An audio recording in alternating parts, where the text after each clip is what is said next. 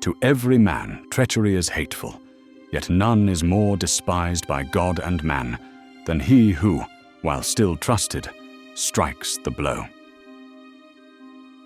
When Dante mapped the landscape of hell, he did not place the wrathful, the lustful, or even the murderers at the very bottom. No, the deepest pit, frozen in eternal ice, he reserved for the traitors. Judas, who kissed Christ only to hand him over. Brutus and Cassius, who clasped Caesar's hand while sharpening up the dagger. And Satan himself, once beloved of God, who betrayed the very source of his being. Why betrayal? Why did Dante see it as darker than violence, deeper than envy, colder than pride? Because betrayal is not just the breaking of a law, it is the breaking of love. Violence wounds the body, envy gnaws at ambition, pride blinds the mind.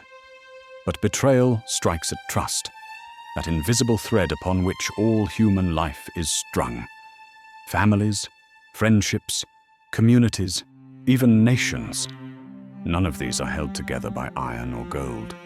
They are held together by faith, that what is promised will be honored, that what is shared will be guarded, that love will not turn suddenly into a weapon. And when that faith is broken, when the hand you trusted most drives the blade, the wound is not merely flesh, but soul. You begin to question not only the betrayer, but the very possibility of trust itself. Dante describes the Ninth Circle not as fire, but as ice. Betrayal does not burn, it freezes. It numbs the heart, paralyzes the spirit, locks life in a cold where warmth of friendship, of loyalty, of love can no longer flow. Anyone who has tasted betrayal knows this sensation, the sudden chill, as though winter entered the bones. But betrayal damns not only the betrayed, it damns the betrayer.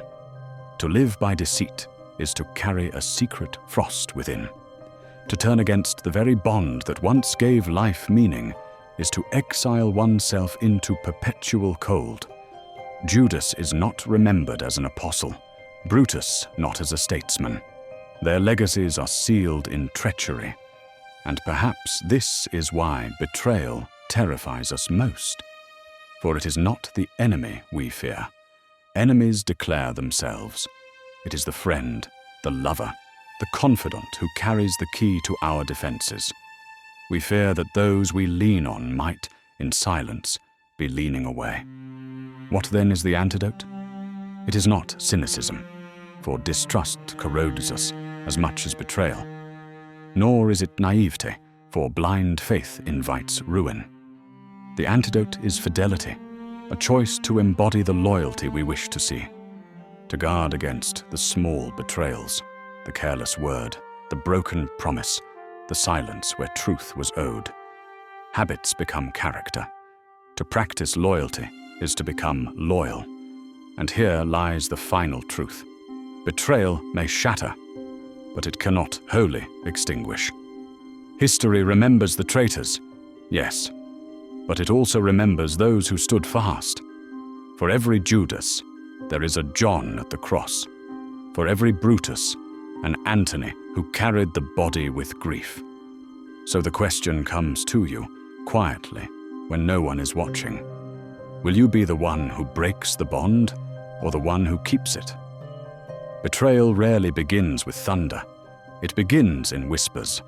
A promise left unkept, a truth withheld, a trust neglected. Each time you tell yourself it is nothing, the ice grows thicker. One day, you may find that loyalty no longer comes easily, that truth feels heavy on the tongue, that even love hesitates to trust your word. Dante was right. Betrayal damns not only the betrayed, but the betrayer. Each act of treachery freezes a part of the soul. The world forgets many sins, but it rarely forgets the traitor. The choice is stark. You may walk the easier road of masks and hidden daggers, or the harder road of loyalty that costs.